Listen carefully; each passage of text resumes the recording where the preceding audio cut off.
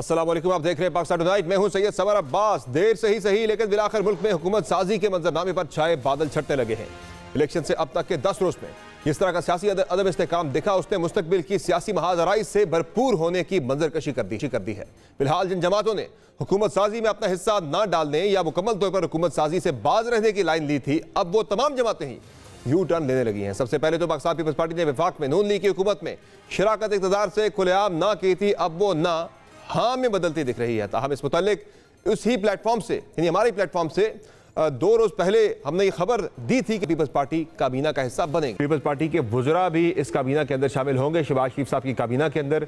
ये फिलहाल एक बात चल रही है कि पीपल्स पार्टी सिर्फ सपोर्ट करेगी, लेकिन पीपल्स पार्टी जो है, मैं खबर दे रहा हूँ बड़ी आपको वसूख के साथ, बड़े कॉन्फिडेंस के साथ कि पीपल्स पार्टी जो है वो इस कोलिशन को ज्वाइन करेगी। पीपल्स पार्टी के वुज़रा भी आएंगे काबीना के अंदर। आज सामने आने वाली इत्तलात के मुताबिक पीपल्स पार्टी ने भी नून लीग के साथ वफाकी काबीना में शरीक होने की रजामंदी जाहिर कर दी है। ताहम इस रजामंदी के लिए पीपल्स पार्टी ने नून लीग से हिस्सा बकदर जुस्सा भी मांग लिया है। रिपोर्ट के मुताबिक पीपल्स पार्टी विफाक में नून लीग का साथ देने की सूरत में पंजाब में भी काबीना में हिस्से लेगी और 2 से 3 वजारतें पीपल्स पार्टी को दी जाएंगी।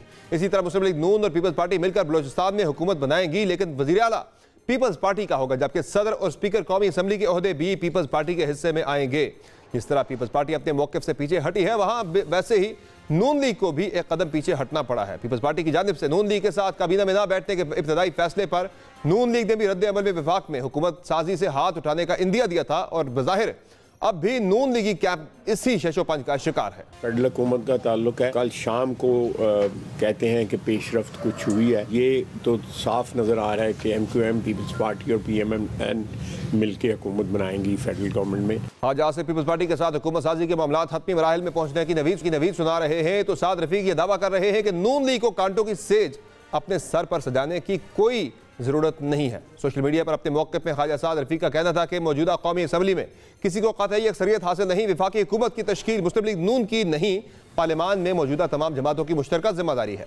उनके बकौल PTI हिमायत याफ्ता आज़ाद अरकान पहल करें, पीपल्स पार्टी के साथ मिलकर मरकजी हुकूमत बना लें, हम मुबारकबाद पेश करेंगे। मुस्लिम लीग नून को कांटों का यह ताज अपने सर पर सजाने का कोई शौक नहीं। दूसरी जानिब पीपल्स पार्टी और नून लीग से हटकर अगर तहरीक इंसाफ की बात की जाए, तो जहां ये इलेक्शन में धांधली की दुहाई दे रहे हैं, मैंडेट की वापसी के लिए एहतजाजी जंग लड़ी जा रही है, साबिक कमिश्नर पिंडी के इंकशाफात पर भरपूर सियासी बयानियां बना रही है, तहकीकात के लिए जुडिशल कमीशन का मुतालबा कर रही है और चीफ जस्टिस को सुप्रीम कोर्ट के बेंच से दूर होने की इस्तदा कर रही है, वहां हुकूमत साजी से मुतल्लिक भी गैर यकीनी और इबहाम से भरपूर मौक़िफ़ और हिकमत अमली का इजहार कर रही है। गुज़िश्ता कई रोज से तकरीबन 24 घंटे पहले तक मैंडेट वापसी ना दिए जाने की सूरत में पाकिस्तान तहरीक ने अपोजिशन में बैठने का फैसला किया था। हमारे वोट, हमारी सीटें जो चोरी की गई हैं, वो अगर हमें वापस मिल जाती है तो हमारे पास 2/3 मेजॉरिटी पंजाब में भी आ जाती है और सेंटर में भी आ जाती है। तो उस सूरत में तो हम ऑपोजिशन में नहीं बैठेंगे, लेकिन जब तक ये सिचुएशन कंटिन्यू करती है, हम ऑपोजिशन बेंचेस के ऊपर ही बैठेंगे सेंटर और पंजाब में। आज तहरीक इंसाफ ने अपना मौक़िफ़ और अपनी पॉलिसी बदलते हुए बड़े अरसे बाद मंजर आम पर आने वाले PTI के रहनुमा और वज़ीर आज़म के लिए नामज़द उम्मीदवार उमर अयूब ने वफाक और पंजाब में हुकूमत बनाने का दावा कर दिया है। इंशाअल्लाह ताला रब्बुल इज़्ज़त के हुक्म के साथ पाकिस्तान तहरीक इंसाफ मरकज़ में और सूबों में हुकूमत बनाएगी। हम आपसे कुछ देर पहले ठट्टा में जलसे से खिताब करते हुए बिलावल भुट्टो ज़रदारी ने मुल्क में मुमकिन अमराना निज़ाम के खिलाफ मुज़ामत का ऐलान कर दिया है। बिलावल भुट्टो ज़रदारी के बकौल उनको यह पेशकश भी की गई थी कि पहले 3 साल नून लीग को वज़ारत उज़्मा दे दी जाए, जबकि अगले 2 साल पीपल्स पार्टी को दिए जाए। उन्होंने ये भी कहा कि अगर पाकिस्तान में जमहूरी निज़ाम को कोई खतरा हुआ तो कारकुनों को निकलने की कॉल दूंगा। मुझे कहा गया है कि पहले 3 साल हमें दे दे, आखिरी 2 साल आप वजीर आजम बने। मैं इस तरीके से वजीर आजम नहीं बनना चाह रहा हूँ कि अगर हमारा वफाक खतरा में है, अगर हमारा जमहूरियत खतरा में आ जाता है और मैं कॉल देता हूँ, वैसा ही निकलना है जैसे आपने कायदे अवाम शहीद जुल्फिकार अली भुट्टो के दौर में निकला था, ताकि हम तमाम साजिशें को नाकाम करवा सके। इस तमाम सूरत हाल पर बात करेंगे। प्रोग्राम में हमें ज्वाइन करेंगे कमर खैरा साहब और पाकिस्तान तहरीक इंसाफ के रहनुमा अली मोहम्मद खान से भी हम गुफ्तगू करेंगे। बहुत शुक्रिया अली मोहम्मद खान साहब, आपने प्रोग्राम में अपना कीमती वक्त दिया। सबसे पहले तो ये बताएं कि कल तक पाकिस्तान तहरीक इंसाफ की पॉलिसी थी कि वो पंजाब और सेंटर में अपोजिशन करेंगे। आज जो प्रेस कॉन्फ्रेंस की उमर अयूब साहब ने और बैरिस्टर गौहर ने, उसमें उमर अयूब साहब ने कह दिया कि नहीं, हम तो वजारत उज़्मा का इलेक्शन लड़ेंगे और हम जाएंगे उसमें, यानी कि अपोजिशन में नहीं बैठ रहे, हम पंजाब और सेंटर में गवर्नमेंट बनाएंगे। तो अब ऐसी क्या चेंज आ गई है कि जिसमें आपने दोबारा हुकूमत बनाने का फैसला किया? नंबर ऑफ सीट्स तो आपकी वही है अभी भी जो कल थी। बहुत शुक्रिया समर साहब। बिस्मिल्लाहिर्रहमानिर्रहीम। अल्लाहुम्मा सल्लि व सल्लिम मुबारिक अला सय्यिदिना मोहम्मद व अला आलि मोहम्मद। सबसे पहले तो मैं एक बात का इजहार करना चाहूँगा, हालांकि आपने उसका सवाल ना पूछा है ना बात की, लेकिन कल मेरी नज़र से आज सुबह गुजरा कि एक बड़े ही जिम्मेदार पोस्ट पे बैठे पंजाब हुकूमत के तर्जुमान ने जिस तरह आपके साथ मिसबिहेव किया, तो चूँकि मैं इस कम्युनिटी का एक हिस्सा हूँ, मीडिया कम्युनिटी का, ज़ाहिर है सियासतदान और मीडिया का चोली दामन का साथ है, बहुत गलत लगा और मैं स्ट्रांगली इसको कंडेम करता हूँ। और मैं समझता हूँ कि ये रवैया बिल्कुल ही काबिल कबूल नहीं है। हुकूमती ओहदे पे बैठे लोगों को इस बात का ख्याल रखना चाहिए कि आप जिस ओहदे पे बैठे हैं तो उसके पीछे सपोर्ट आवाम की है। आप पब्लिक एक्सचेकर से मनी ड्रॉ करते हैं और उसकी जरूरत है कि सबसे पहले आप उस पेशे को रिस्पेक्ट है जिससे आपका ताल्लुक है। अब आपके सवाल की तरफ आता हूँ। तहरीक इंसाफ सबसे बड़ा पार्लियामेंट्री यूनिट है इस वक्त। 93 पे हम खड़े हैं। हमारे बाद मियाँ साहब की जमात है और उसके बाद जरदारी साहब।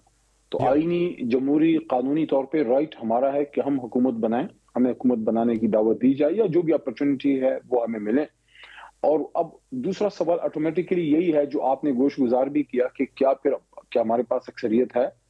देखिए, हम अपने ताकत से, अपने दम से, जो अवाम ने हमें अल्लाह के हुक्म से दिए हैं उस पे हुकूमत बनाने की पोजीशन में आएंगे अगर हमारे फॉर्म 45 का इशू हल होता है। और जिस तरह कल कमिश्नर रावलपिंडी का एक बहुत बड़ी ब्रेकिंग न्यूज आई है और उसके बाद आपने देखा होगा कि किस तरीके से हुकूमती लोग आए, उन्हें प्रेस कॉन्फ्रेंसेस की, रात को देर रात आए। लेकिन कल के प्रोग्राम में ही हमारे पास आपके पार्टी स्पोक्स पर्सन थे रऊफ हसन साहब, उन्होंने कहा जी जब तक हमारी सीटें जो फॉर्म 45 के मुताबिक हमसे छीनी गई हैं, जब तक वो वापस नहीं मिलती तब तक हम अपोजिशन करेंगे, उसके बाद अगर हमारी बनती हुई सूरत हाल तो फिर हम हुकूमत लेंगे हर सूरत में। तो एक दिन में फिर क्या चेंज हो गया ऐसा कि आपने फैसला करेगा हम लड़ेंगे? और अभी भी आपकी अक्सरियत नहीं है कि आप किसी बड़ी पार्टी से बात करने को भी तैयार है? क्या आप पीपल्स पार्टी से फिर बात करने के लिए आप फिर कोई आपकी बातचीत हो रही है? जी, मैं समर भाई उसी तरफ आ रहा था कि कल की जो स्टार्किंग रेवलेशंस हैं, होशरुबा इंकिशाफात जो कल कमिश्नर रावलपिंडी ने किए हैं, तो ये ऐसे कोई इंकिशाफात नहीं है जो आम आवाम या हम लोगों को पता नहीं थे, लेकिन हुकूमती सर्कल से अंदर से ये बात आना बहुत ज्यादा होशरुबा है। और उस पे बजाय इसके कि कुछ जिम्मेदार लोग अपने आप को साइड पे करते और अपने आप को इन्वेस्टिगेशन के लिए पेश करते, उस शख्सियत पे कहा गया कि ये खुदा न खास्ता पागल हैं। तो ठीक है, ऐसे माशरे में जहां सच फौत हो जाए और जहां हक बात पे खड़ा होना मुश्किल हो, तो वो माशरा फिर सच्ची बात करने वाले को पागल ही कहता है। तो लोगों ने जो बात की है वो उन्होंने वही की जो इस माशरे में अब रंग है कि कोई सच्ची बात कर नहीं सकता, खासकर हुकूमती सतह पे कोई बात करे तो ये रुझान नहीं है। अब इसकी इन्वेस्टिगेशन होनी चाहिए। मेरा नुक्ता ये है कि अगर फॉर्म 45 पे सही रिजल्ट मुरतब होता है, जो इलेक्शन कमीशन की जिम्मेदारी है, उनके पास 2 महीने का वक्त है। इसमें ट्राइब्यूनल की भी जरूरत नहीं है क्योंकि ना रीकाउंटिंग है ना रीपोलिंग है, सिर्फ कैलकुलेशन है, जो उनकी जिम्मेदारी है। तो उस पे हमारी ताकत यह है कि हम अल्लाह के करम से 160-170 प्लस पे जाते हैं। लेकिन अगर वो नहीं है तो हम नून या पीपल्स पार्टी, तो जाहिर खान साहब ने उससे मना भी किया है और वो नजरियाती तौर पे इख्तलाफ भी है। बाकी हमारी जमात छोटी जमातों से बात ये बताएं मुझे अली मोहम्मद खान साहब, ये बताएं मुझे कि मौलाना फजलुर रहमान साहब आपके पीएम के कैंडिडेट जिन्हें उमर अयूब साहब को वोट देने पर रजामंद हो गए, वो दे रहे हैं वोट? देखें, उसके बारे में तो मुझे कोई इल्म नहीं है क्योंकि मैं उस मुलाकात में नहीं था। लेकिन जो एक मेन हमारे बीच में जो मिलने वाली बात है वो ये है कि हम भी कहते हैं कि धांधली हुई है फॉर्म 45 के इशू पे, वो भी कहते हैं कि धांधली हुई है। तो बीच में मिलने वाली बात यही है कि दोनों जमातें ये बात कर रही हैं। तो मौलाना साहब जहाँ पे धांधली की बात कर रहे हैं वहां पे आपकी पार्टी जीती है, जहां मौलाना साहब आ रहे हैं वहां पे आपके कैंडिडेट जीते हैं।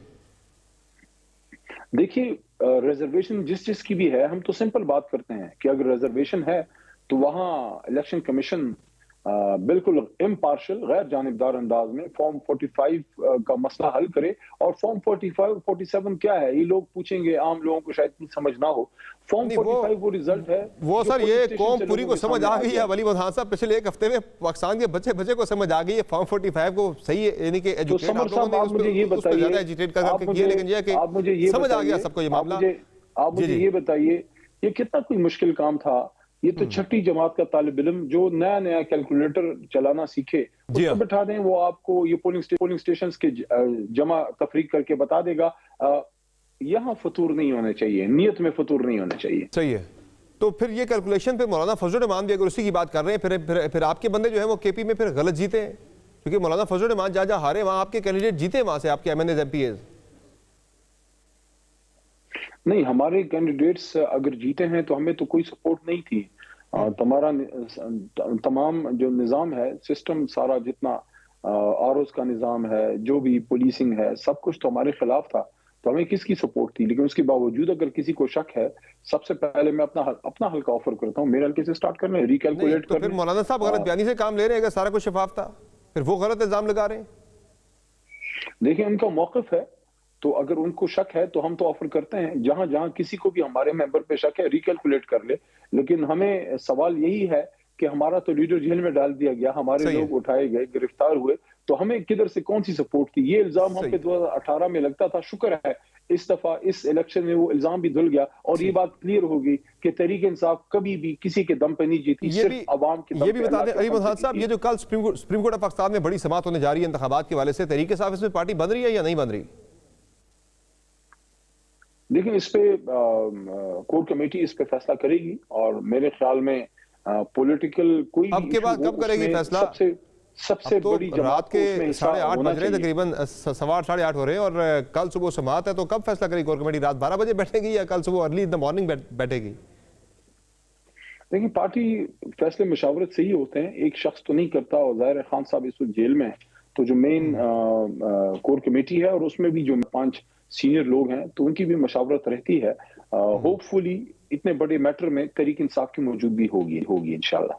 अच्छा, मुझे ये बताएं कि ये खैबर पख्तूनख्वा में पाकिस्तान तहरीक इंसाफ पार्लियामेंटेरियन का इंतखाब क्यों किया गया इत्तेहाद के लिए? देखें, उस पर कोई अभी फाइनल फैसला तो नहीं है। पार्लियामेंटेरियन के हवाले से खान साहब की तरफ से तो अप्रूवल नहीं था। हमारी मुलाकात हुई थी तो उसमें खान साहब ने पार्लियामेंटेरियन के हवाले से ओके नहीं किया था, क्योंकि परवेज खटक साहब का जो स्टैंड रहा था खान साहब और तहरीक इंसाफ की वजह से, तो उस पे खान साहब की भी अप्रूवल नहीं थी और मेंबरान भी, उसमें भी मुतफरिक राय पाई जाती है, तो इस पे लेकिन अब तो खटक साहब मुस्तफी हो गए ना, अब तो वो मुस्तफी हो गए और शायद जो इतलात है वो इसी डील के तहत तो मुस्तफी हुए के तरीके साहब के साथ उनकी बात बन रही है। नहीं, पख्तूनख्वा में किसी अगर उस पर कोई बैठक हुई है उसमें मैं हिस्सा नहीं हूँ, लेकिन मरकज में जो हमारी पार्लियामेंट्री पार्टी है और उसके अलावा खान साहब से जो मुलाकात हुई तो उसमें तहरीक इंसाफ पार्लियामेंटेरियन जो परवेज खटक साहब की जमात थी जिसमें महमूद खान साहब भी हैं, तो उस पे खान साहब की राय मस्बत नहीं थी। और अभी आपका उनसे इत्तेहाद नहीं हो रहा या हो रहा है? आप कंफर्म कर रहे हैं या डिनाई कर रहे हैं? देखिए, अभी तक मेरी मालूमात के मुताबिक तो नहीं हो रहा, और खैबर पख्तूनख्वा की लीडरशिप अगर बैठी है, मुझे उसके इतलात नहीं है, लेकिन मरकज की तरफ से अभी ऐसी कोई डायरेक्शन होना चाहिए या नहीं होना चाहिए ऐसी पार्टी के साथ इत्तेहाद आपका? मेरे ख्याल में बिल्कुल नहीं होना चाहिए। सही है। अच्छा, मुझे जरा सेंटर का भी बता दें, सेंटर में भी अब आपका सुन्नी इत्तेहाद कौंसिल से हो गया गालिबन इत्तेहाद आपका? तकरीबन फाइनल मराहिल में है वो, तो होपफुली वो मसला भी इंशाल्लाह हल हो जाएगा। यानी मजलिस वहदतुल मुस्लिमीन के बजाय अब आप सुन्नी इत्तेहाद कौंसिल के साथ जा रहे हैं? मजलिस वहदतुल मुस्लिमीन वाला प्लान कैंसिल हो गया आपका, अभी आप एक और प्लान सी के बाद डी पे चले गए? खान साहब ने उसको अप्रूव नहीं किया था और वो हमारे एलाई रहे हैं, हमारे लिए बहुत काबिल एहतराम है, मुश्किल वक्त में खड़े रहे और उसको हम अप्रिशिएट करते हैं। लेकिन जमात को जम करना और एलाई रहना दोनों बहुत मुख्तलिफ चीज़ें हैं, तो उस सिलसिले में फिर मुतफरिक राय आई, जिसकी वजह से फिर मुख्तलिफ और ऑप्शंस देखे गए। कुछ और जमातें भी, उनसे भी बात हुई, लेकिन सुन्नी इत्तेहाद कौंसिल जो है तो वो फिलहाल फाइनल है। तो इसमें यानी कि आप ज़ाहिर आपका जम करने वाली बात तो नहीं, लेकिन आपके अरकान जो हैं वो असेंबली में तो रिप्रेजेंट उसी पार्टी को करेंगे ना। अगर आपके ज़ाहिर ज्वाइन करते हैं तो या वो सुन्नी इत्तेहाद कौंसिल के MNAs होंगे या वो MWM के MNAs होंगे, या आप ये कहना चाह रहे हैं कि अब ज़्यादा इम्कान ये है कि वो MWM के नहीं बल्कि सुन्नी इत्तेहाद कौंसिल के प्लेटफॉर्म से MNAs बनेंगे, वो ज्वाइन करेंगे इस पार्टी को? नहीं, MWM वाला मामला तो खत्म हो गया, वो तो खारिज इम्कान है। अब तो सिर्फ सुन्नी इत्तेहाद कौंसिल की बात है। एक और जमात से जिसका मैं नाम लेना मुनासिब नहीं है क्योंकि उनसे बात आगे नहीं बढ़ पाई, तो वो भी काबिल एहतराम है। तो एक दो जमातों और से भी बात थी, वहाँ फिर कुछ इश्यूज ऐसे आए जिस पे हमारी अंडरस्टैंडिंग नहीं हो सकी। तो सुन्नी इत्तेहाद कौंसिल के हामिद रजा साहब ऑलरेडी हमारी तहरीक इंसाफ की सपोर्ट से पास हुए हैं और उन्होंने अपनी जमात ऑफर की है, तो होपफुली इंशाल्लाह ये मसला बखैर खूबी हल हो जाएगा। और वैसे भी ये सिर्फ एक आर्जी वक्त के लिए अरेंजमेंट है। तहरीक इंसाफ का अपना एक तशख़्ख़ुस है जो मरकज में भी है और सूबों में भी है और मुल्क की सबसे बड़ी जमात। बहुत शुक्रिया अली मोहन साहब, आपने प्रोग्राम में अपना कीमती वक्त दिया। इन प्रोग्राम में यहाँ एक ब्रेक लेंगे, ब्रेक के बाद एक और अहम तरीन मामले की तरफ बढ़ेंगे। हमारे साथ रहिए।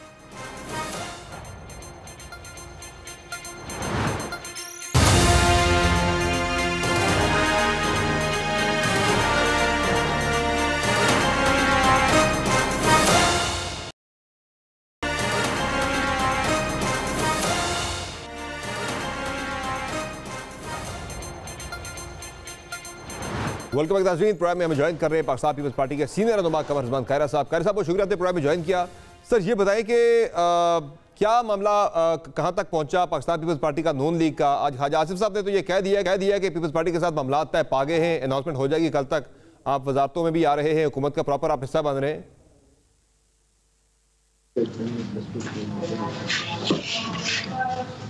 ये बात, हेलो जी कायरा साहब,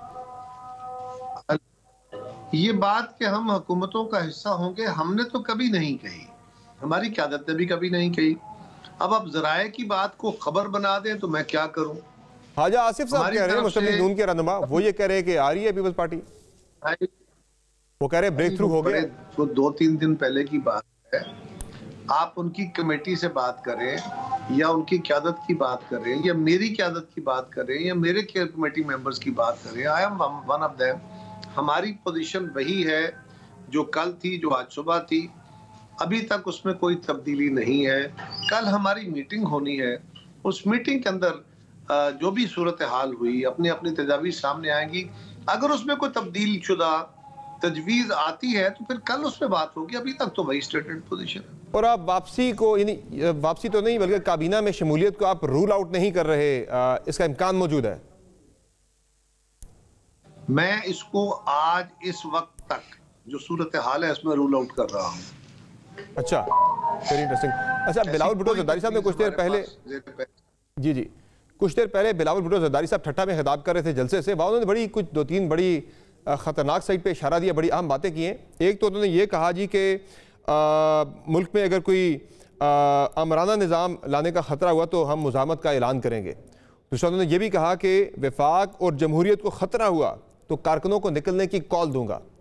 सर, है ऐसी कोई ख़तरे वाली बात कोई, या जलसे में एक जोश खिताबत में ये बात होगी, आप वाकईतन पीपल्स पार्टी को खतरा महसूस कर रही है? ऐसा कोई है जमहूरी निज़ाम को खतरा लाक? देखिए, पहली बात तो ये है कि पीपल्स पार्टी हमेशा गैर आईनी रस्तों को रोकने की बात करती है। जब भी कभी बात होगी हम यही कहेंगे कि अगर ऐसा हुआ, क्यों ये बात क्यों कहनी पड़ी या क्यों कहनी पड़ सकती है? इसलिए कि आप सारे मीडिया के अंदर इस वक्त डिबेट ये चल रही है, सोसाइटी में डिबेट ये चल रही है कि जी अगर डेडलॉक होता है, अगर ऐसा होता है तो कोई गैर आईनी इकदाम ना हो जाए, कोई फलां ना हो जाए। ये डिबेट है ना आपकी, जी हाँ, आप सवाल रेज कर रहे हैं। उसके जवाब में एक सियासी जमात के रहनुमा को क्या कहना चाहिए? वो अपने मुल्क के लोगों को, वो अपनी जमात के लोगों को यही तसल्ली देगा कि अगर ऐसा होता है तो बिल्कुल हम इसको कबूल नहीं करेंगे और हम इसके सामने खड़े हो जाएंगे। तो ये तो एक वो है, उस बात को जवाब दे रहे हैं जो आप लोग बहस छेड़ के बैठे हुए हैं। वैसे आपकी सब जाती राय क्या है? Being a senior politician, sir, being a senior politician, आपकी राय क्या? आप सूरत हाल जो इस वक्त मुल्क के अंदर बनी हुई है, आप इसे कैसे देख रहे हैं? आपको कोई खतरा ऐसा कोई नजर आ रहा है निजाम को जो लाहक है इस वक्त, या लाहक हो सकता है? मैं इस तरह के आर्गूमेंट में इन्वॉल्व नहीं होता। ये जो स्पेकुलेटिव न्यूज होती है ना कि इस तरह के खदशे हो सकते हैं, ये इसका कोई कंस्ट्रक्टिव काम नहीं निकलता, इससे सिवाय मायूसी के और कुछ नहीं। हाँ, मैं ये बात कहने को तो बिल्कुल तैयार हूँ कि इस वक्त क्राइसिस बहुत गहरा है और हमें इस क्राइसिस को सामने रखते हुए अपने फैसले करने हैं सारी जमातों को।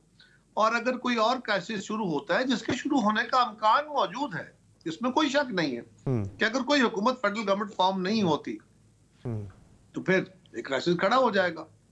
फिर अगला इलेक्शन होगा, इलेक्शन से पहले क्या होता है, इलेक्शन के दौरान क्या होता है, क्या फिजा बनेगी, तो ये एक बहुत बड़ा सवाल है। अनसर्टेनिटी और बढ़ जाएगी। मैं तो ये बात 4 महीने से कह रहा हूँ कि अल्लाह करे ये इलेक्शन हमारे लिए स्टेबिलिटी का बाइस बने, खुदा न खास्ता किसी अनस्टेबिलिटी का बन जाए, वो बन गया।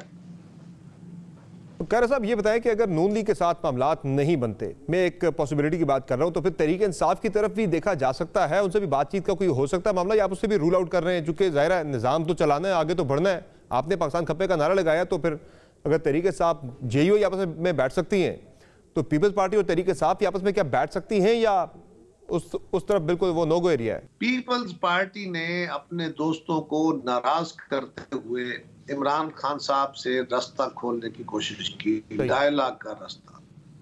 आपके इल्म में है कि वो डायलॉग का रास्ता हमने कितनी मुश्किल से खोला, उसमें सुप्रीम कोर्ट भी दाखिल हो गई, हमने जाके गुजारिश की कि आप इसमें ना आए, बट इवन देन वो डायलॉग हो गया।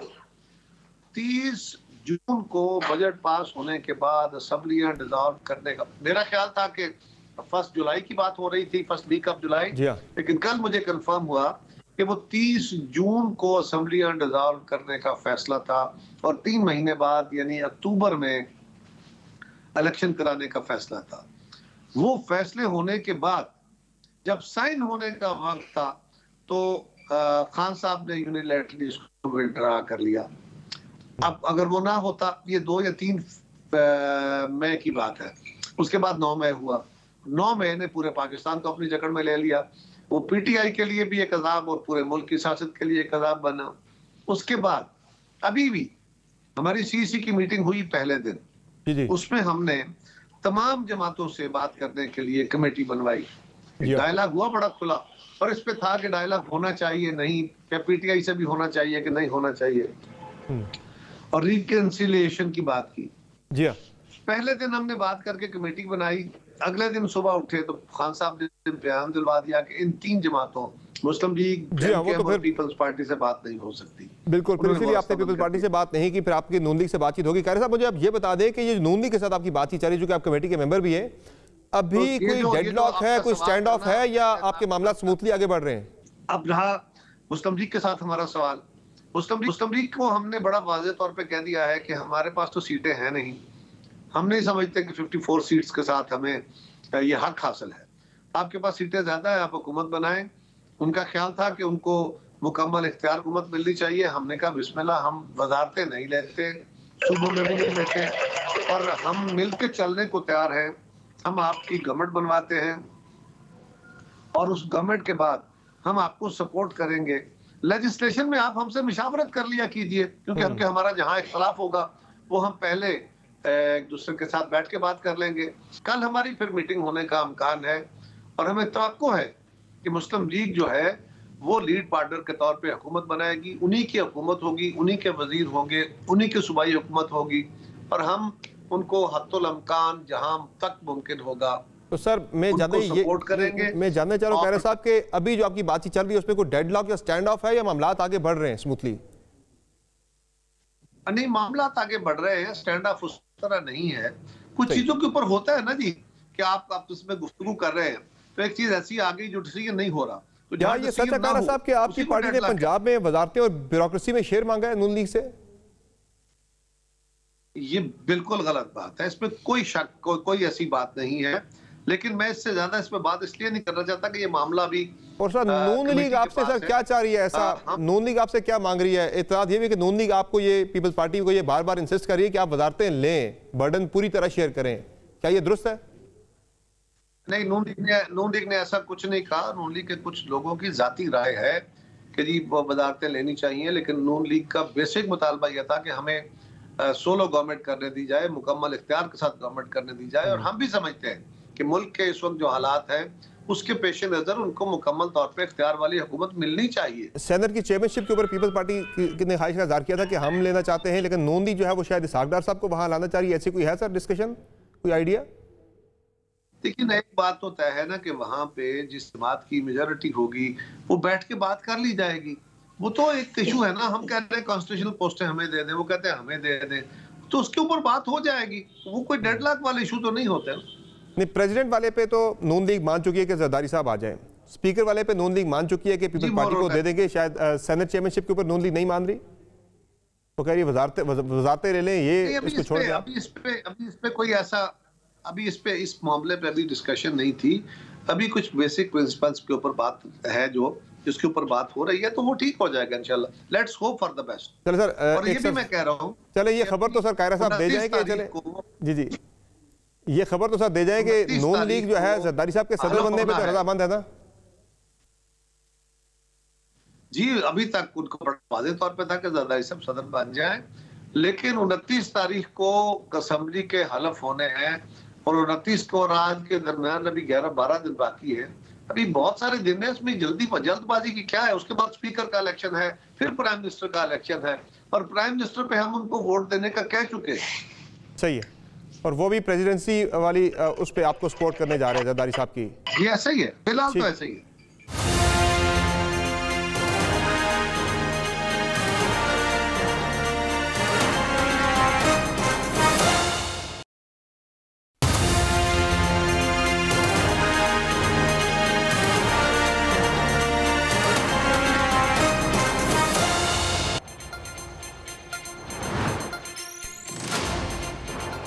वेलकम बैक नाज़रीन। शराकत इक़्तिदार के हवाले से पीपल्स पार्टी और नून लीग जो है अब मामलात उनके दरमियान तकरीबन तय पा चुके हैं, और अगला हफ्ता बड़ा इंपॉर्टेंट है इस हवाले से, जिसमें तमाम चीज़ें मुकम्मल तौर पर तय हो जाएंगी। जो गैर यकीनी की सूरत हाल है वो ख़त्म हो जाएगी। चारों सूबाई हुकूमतों के हवाले से और मरकज़ में हुकूमत साजी के हवाले से तमाम ओहदों की जो तकसीम होगी वो तमाम चीज़ें मुआहिदा तय पा जाएगा। इस हवाले से बात करेंगे। हमारे साथ मौजूद हैं दो सीनियर जर्नलिस्ट हमारे साथ मौजूद हैं, आमिर इलियास राना साहब और अतर काज़मी साहब, दोनों ही पाकिस्तान के नामवर सहाफ़ी हैं, तजज़ेकार हैं। आमिर इलियास राना साहब, हुकूमत साजी के बारे से अब खबरें आ रही है कि पीपल्स पार्टी तकरीबन मान ही गई है, वो वजारतें ले रहे हैं। पंजाब में भी शायद कोई शेयर उन्हें मिल रहा है वजारतों में, बलूचिस्तान की वजारत आला पीपल्स पार्टी को मिल रही है। क्या समझते हैं आप, पीपल्स पार्टी जो है वो इसलिए इसमें टाइम लग गया ज़रा कि शायद नून लीग ने भी उन्हें फेस सेविंग दी है कि पोजीशन इतनी सख्त ले रही थी बिलावल ने इलेक्शन से पहले कि अब उन्हें वापस आना थोड़ा सा मुश्किल हो रहा है? देखें, ये जो सियासी जमातें होती हैं इन्हें अपने वोटर के लिए बात करनी होती है ना बुनियादी तौर पे। इनका वोटर इनके साथ चलता है जब ये फैसला कर लेते हैं। बहुत थोड़े बहुत जज्बाती होकर कुछ लोग फैसला करते हैं। बिलावल ने कितना टाइम लगाया, जब बीपर दे रहे थे वो ट्रांसमिशन में इलेक्शन के बाद, वो कह रहे थे कि नहीं हमें सादा अक्सरियत नहीं मिली तो हम बैठ के बात करेंगे नून के साथ। यानी अपनी फाइनल प्रेस कॉन्फ्रेंस से पहले ही उन्होंने एक पोजीशन ले ली थी कि मैं जो बातें कर रहा था वो मैं नहीं मनवा सकता क्योंकि मेरे पास सादा अक्सरियत नहीं है। फिर जब उन्होंने अनाउंस किया कि हम तो पीटीआई से बात करना चाह रहे थे लेकिन उनकी तरफ से इनकार आ गया, तो अब हम जा रहे हैं नून के साथ हुकूमत बनाने, लेकिन हम काबीना में नहीं बनेंगे, हम इधर इधर कैंडिडेट खड़ा करेंगे, सदर, स्पीकर और अपोजिशन चेयरमैन सेनेट। अच्छा, अब उसके बाद क्या हुआ, जो मेरे पास इतला है, एक विश लिस्ट है जिसमें पंजाब के अंदर आधे ज़िलों की इंतज़ामिया हमारी होगी। अच्छा, पंजाब में आप हमें हुकूमत में खातिर खा हिस्सा वजारतों में देंगे, हालांकि उनको नून को ज़रूरत नहीं है, जैसे ये सिंध में कह रहे हैं कि हम आपको कुछ भी नहीं देंगे क्योंकि हमें ज़रूरत नहीं है, लेकिन वहाँ इनको चूँकि नून को अगर हुकूमत वफाकी चाहिए तो पीपल्स पार्टी को अकोमोडेट करे। काफ लीग के साथ उनका एग्रीमेंट ऑलरेडी है, उनको भी वो वजारत में ले रहे हैं चूँकि ऊपर मरकज़ में भी उनके वोट चाहिए, MQM को भी लेना है क्योंकि उनके वोट लेने हैं। अच्छा, कंप्रोमाइज़ क्या करेंगे अब आप ये देखना ही होगा। नून लीग उनके अंदर से आवाज़ें बराह रास्त नहीं आई लेकिन चलवाई गई कि जी वो समझ रहे हैं कि हमें मरकज़ में नहीं लेना चाहिए। अगर इस तरीके से शराइत दे के कि सब चीज़ें, गवर्नर भी आप ले जाएं, PCB भी आप ले जाएं, बेनज़ीर इनकम सपोर्ट प्रोग्राम भी आप ले जाएं, ज़िला इंतज़ामिया भी आप हाफ पंजाब में मांग रहे हो, तो फिर नून लीग को क्या मसला है कि वो ज़रूर मरकज़ में बनाए। उसके बाद हुआ कि नहीं पीपल्स पार्टी कह रही है कि नहीं ये तो एक हमारी विश लिस्ट थी, एक उनकी थी, फिर हमने काउंटर उसकी प्रपोजल्स दी और कल हम यानी मंडे को बैठ रहे हैं फाइनल प्रपोजल के साथ अपनी क़यादत से बात करने के बाद। मतलब तो आज हम जिस वक्त पीपल्स पार्टी जो है वो उसने फैसला कर लिया कि वो काबीना में आ रहे हैं। मैं ये नहीं समझता कि अभी ये हतमी है, लेकिन आना उन्होंने है, ये वो कहें ना कहें नून लीग ने जिम्मेदारी उनके साथ शेयर करानी है, क्योंकि इसके बगैर मतलब उनके पीपल्स पार्टी के रहनुमा से मेरी एक से बात हुई तो वो कह रहे थे कि नून की ख्वाहिश है कि एब्सोल्युटली कैबिनेट उनकी होनी चाहिए, तो उनको 5 साल मिलने चाहिए। उस बात में वो 2 और 3 साल को निगेट कर रहे थे। यानी आप देखें कि जो भी पहले 3 साल करेगा अगर वो मईशत ठीक करता है तो आखिरी 2 साल में उसका फ्रूट मिलना है, तो पहले 3 साल लितर खाने के लिए कौन तैयार होगा लोगों से?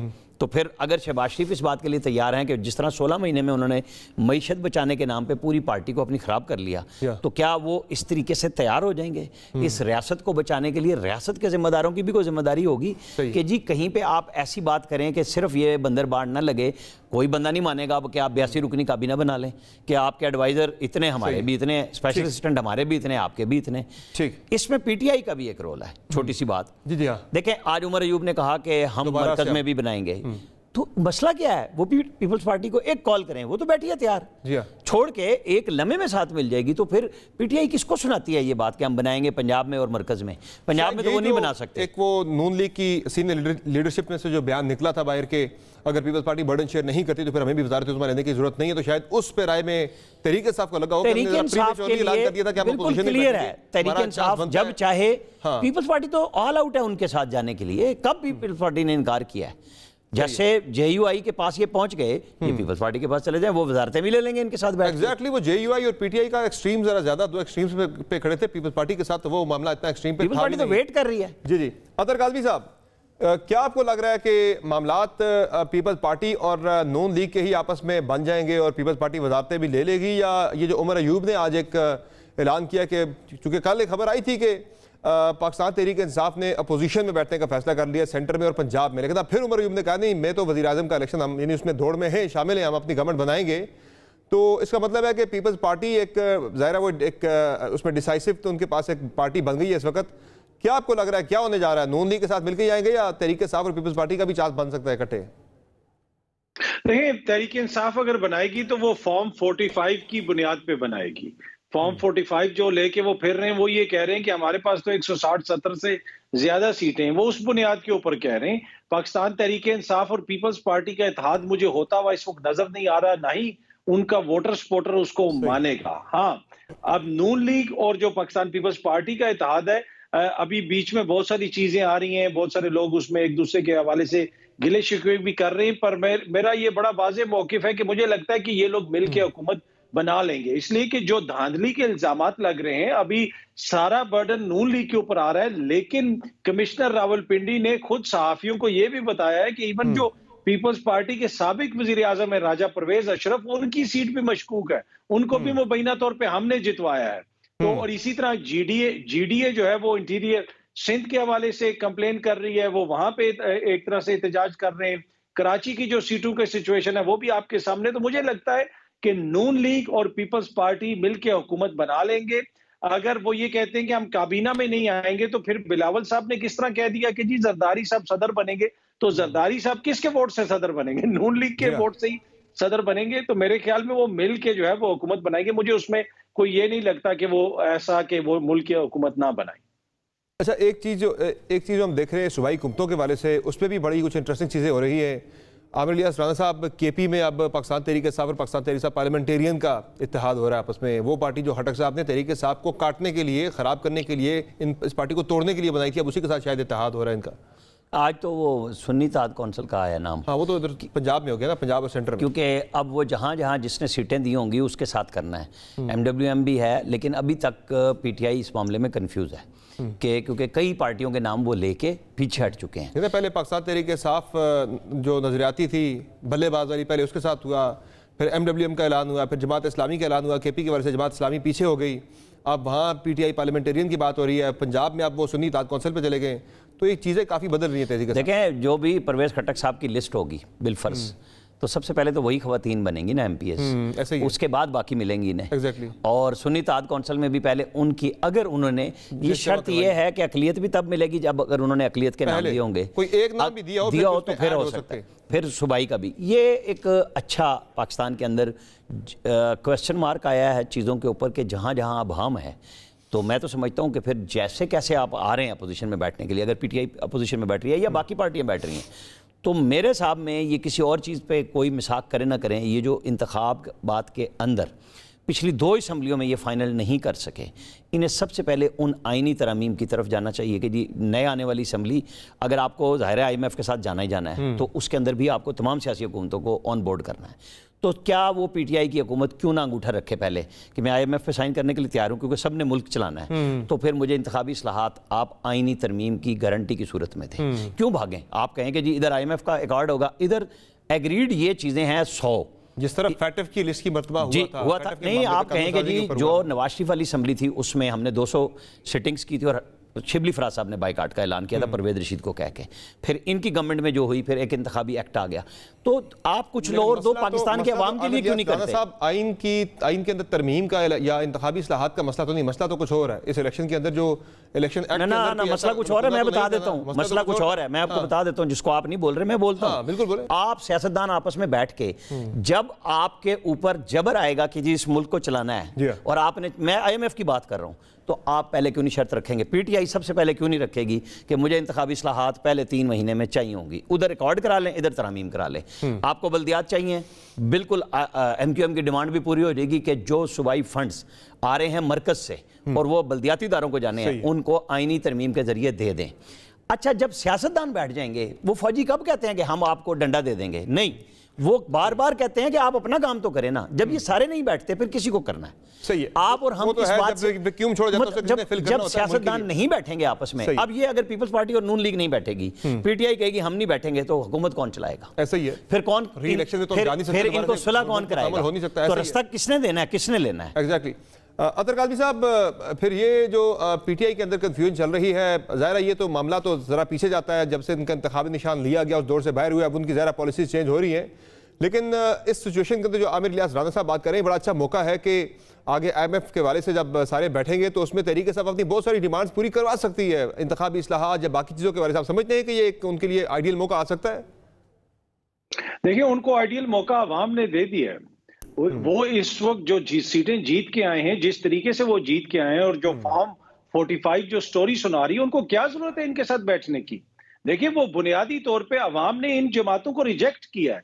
आप उसमें मसले का हल ढूंढ रहे हैं जो असल मसला है। असल मसला वो लोग हैं जिन्होंने विक्ट्री स्पीच कर दी, जिनको अवाम ने मैंडेट नहीं दिया, जिनके लिए तमाम तरह सहूलतकारी हुई, इंतखाबी निशान जिस तरीके से वापस लिया गया जिस जमात से, क्या आज हमें नजर नहीं आ रहा कि वो जमात मेजॉरिटी में है? अगर उसको इलेक्शन कैंपेन करने दी जाती, उसके पास इलेक्शन सिंबल होता, तो ये सूरत हाल होती। मेन चीज ये है कि जिसका मैंडेट है उसको तस्लीम किया जाए, कोई रॉकेट साइंस नहीं है। अब यहाँ पे जबरदस्ती की जी मरियम बीबी को भी जी चीफ मिनिस्टर का प्रोटोकॉल मिल गया, जिस बंदे से वो जीती हैं PP 159 से, वो तो क्लेम कर रहा है कि मैं 1000 वोटों की लीड से जीत चुका हूं। और आप खुद सोचें कि मरियम बीबी 159 से 2000 की जो लीड से वो कह रही हैं कि मैं जीती हूं। तो ये आपकी हालत है। मेरे ख्याल में मसले का हल वही है कि अवामी जो मैंडेट है उसका आप एहतराम करें, और ये जो कमिश्नर साहब ने इल्जामात लगाए हैं उनकी तहकीकात हों। और इसमें उन्होंने chief election commissioner Moses chief justice साहब के हवाले से भी फरमाया, तो एक लार्जर बेंच बने जिसमें चीफ जस्टिस साहब खुद को अलहदा करें। इंसाफ का तकाजा है ये कि वो खुद को अलहदा करें और एक लार्जर बेंच बने और इसकी तहकीकात करें। ठीक है। अच्छा, अब ये जो आमिर इलियास राना साहब, दो चीज़ें बड़ी इंपॉर्टेंट हैं जब हम पीपल्स पार्टी नून लीग के शेयर की बात करते हैं। उसमें एक चीज़ जो बड़ी इस वक्त फंसी हुई है दोनों पार्टी के दरमियान, वो चेयरमैन सेनेट का ओहदा। नून लीग गालिबन वो इसाक डार साहब के लिए चाहिए ये ओहदा कि आप इसाक डार साहब के लिए छोड़ दें सेनेट की चेयरमैनशिप। पीपल्स पार्टी पहले वज़ीर थी, लेकिन आप सुना है इसमें कुछ थोड़ी सी नरमी दिखाने को तैयार है। नून लीग तो यहाँ तक कह रही है भाई आप वज़ारत ख़जाना ले लें और चलाएं आप मुल्क की मईशत। इसके अंदर सबसे पहले काज़मी साहब ने जो बात कही ना, हाँ देखिए, ये सारे क्लेम इसलिए मान लिया जाए कि PTI कह रही है और मुझे उससे मोहब्बत है कि मैं MPA भी उनका मान लूँ जीता हुआ, मैं कमिश्नर के इल्ज़ामात भी सारे मान लूँ। क्यों मान लूँ? इसके लिए आपको वो जो फोरम है, चाहे वो ट्रिब्यूनल है हाई कोर्ट के और चाहे वो सुप्रीम कोर्ट है, सुप्रीम कोर्ट कल सुन रही है ना, वो कर दे, इसमें कोई मसला तो नहीं है ना। लेकिन मैं क्यों मान जाऊं? क्योंकि मेरी मोहब्बत है कि नहीं, सिर्फ अवाम का मैंडेट PTI को मिला, तो ऐसे तो नहीं मिला। फॉर्म 45 तो यही बता नहीं, फॉर्म 45 पहले भी यही था। इमरान खान साहब की गिनती तक साकिब निसार साहब ने नहीं होने दी थी, ये सुप्रीम कोर्ट ने फैसला किया नहीं गिनती करने देंगे। कोई आवाज आई उसके बाद फैसला कर दिया और पूरे मुल्क में बंद कर दी गिनती। यहाँ पे रिकाउंटिंग भी हो रही है, रीचेकिंग भी हो रही है, पूरी खुली हुई है हर चीज। पिछली दफा ये सब जीरो हो गई थी, क्यों? सहूलतकारी हो रही थी। अब आपको चूंकि नहीं, अब एक कमिश्नर, मैं आपको बात जवाब दे लूं, आपके सवाल का जवाब भी दूंगा। अब आपको चूंकि कमिश्नर ने एक फायदा दे दिया है, लिहाजा आप सब बातें उसकी मान ली जाए। क्यों मान ली जाए? ये अफजल खान जो था, एक मिनट एडिशनल सेक्रेटरी सेनेट था, उसने बोला इलेक्शन कमीशन का कि धांधली मेरे हाथों से हुई, मैंने कराई, जो भी इल्जाम लगाए धरने में आए, क्या सबूत दिया? नहीं है जी। 35 पंक्चर नहीं सबूत दिया। हर बात पर सबूत नहीं, लेकिन ये कि एक इलेक्शन के वाले से भाम तो पहले था, एक ही पैराए में नहीं, अब भाम तो पहले है ना, आप सरकारी अफसरों को लेके भाम तो है, उसमें एक चीज ऐड हो गई है। सारे सरकारी अफसरों को आप मतून कर रहे हैं, तस्वीरें लगा रहे हैं उनकी।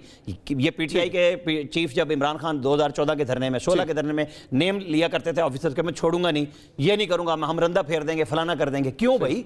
आप ही के पास सारा इख्तियार है कि आप सबको रगड़ते जाए कि जो आपकी बात ना माने, जो आपके पैराए में ना। मैं अब इस पे आ रहा हूं, चेयरमैन सेनेट के ऊपर हो या स्पीकर पे, अभी बहुत सारी चीजें तय होनी है। अगर पीपल्स पार्टी कैबिनेट में आ जाती है तो बहुत सारी चीजों को छोड़ना भी पड़ेगा। उनकी एक बड़ी लंबी लिस्ट है, मैंने आपको बता दिया है। 4 गवर्नर मांग रहे हैं, वो पीसीबी मांग रहे हैं, बेनजीर इनकम सपोर्ट प्रोग्राम मांग रहे हैं, पंजाब के आधे जिलों में डीसी मांग रहे हैं। भाई ये कोई छोटी लिस्ट नहीं है, जो उनकी बहुत बड़ी विश लिस्ट है। बिल्कुल एग्जैक्टली, कुछ वो नीचे आएंगे नून लीग वाले, कुछ पीपल्स पार्टी नीचे आएगी और एंड पे जाके कोई मुल्क के वसी तर मुफाद में इत्तेफाक और इत्तेहाद हो ही जाता है, हमेशा से होता है। जी हाँ, अतर काज़मी साहब, आप क्या समझते हैं ये जो अब बात कर रहे हैं हम, ओहदों की बंदर बांट तो चलो चल ही रही है, अब आगे तहरीक इंसाफ जो है, जिस तरह से हम देख रहे हैं एहतजाजी मुजाहरे भी शुरू हो रहे हैं, एक कमजोर हुकूमत अगर बनती है तो वो स्टेबिलिटी मुल्क में ला सकेगी? जब मुल्क में धांधली के खिलाफ एहतजाजी मुजाहरे हो रहे होंगे, कोई तहरीक चल रही होगी?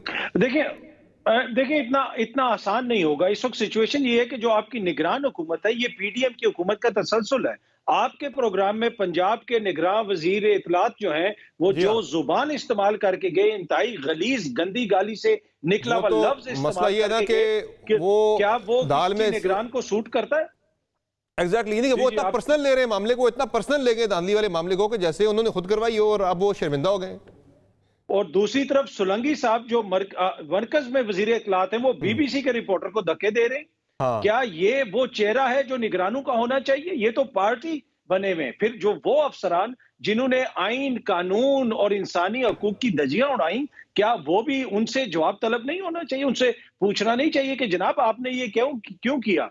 अब इशू ये है कि अब मरकज में क्या होगा, वफाक में क्या होगा, या फिर सूबों में क्या होगा, ये देखें। अब इसका कोई सियासी हल ही निकलेगा और उसका एक ही हल है। देखें, अब मोजिज अदालत ने भी इस हवाले से एक मुकदमा सुन रही है और फॉर्म 45, ये जितने भी मामला हैं इनको देखा जाए और जो जिसको मैंडेट मिला है उसका मैंडेट तस्लीम किया जाए और जो जिसको जहां पे मिला है मैंडेट उसको वहां पे हुकूमत दी जाए। मेरे ख्याल में ये वाहिद हल है। अगर अगेन हम कोई नया फार्मूला निकालने की कोशिश करेंगे, मेरे ख्याल में अब चीजें फार्मूलों से आगे निकल गई हैं। जो अवाम ने मैंडेट दिया है उसको तस्लीम किया जाए। बहुत शुक्रिया अतर काज़मी साहब आपका और आमिर साहब आपका अपने प्रोग्राम में अपना कीमती वक्त दिया। नाज़रीन, इसी पे आज के शो का इख्तिताम करते हैं। यकीनी तौर पर तमाम नज़रें इस वक्त तो सुप्रीम कोर्ट ऑफ पाकिस्तान पर लगी है, जहाँ कल इंतखाबी धांधली या इलेक्शन को करदम करार दिए जाने के हवाले से एक दरखास्त थी, उस पर समाअत होने जा रही है और बाकी भी जो दीगर इशूज़ हैं इलेक्शन को लेकर वो भी इसी समाअत में डिस्कस होंगे। देखते हैं कि सुप्रीम कोर्ट ऑफ पाकिस्तान से क्या बड़ा फैसला सामने आता है इंतखाबात के हवाले से। आज के शो में इतना ही, इजाज़त दीजिए। अल्लाह हाफ़िज़।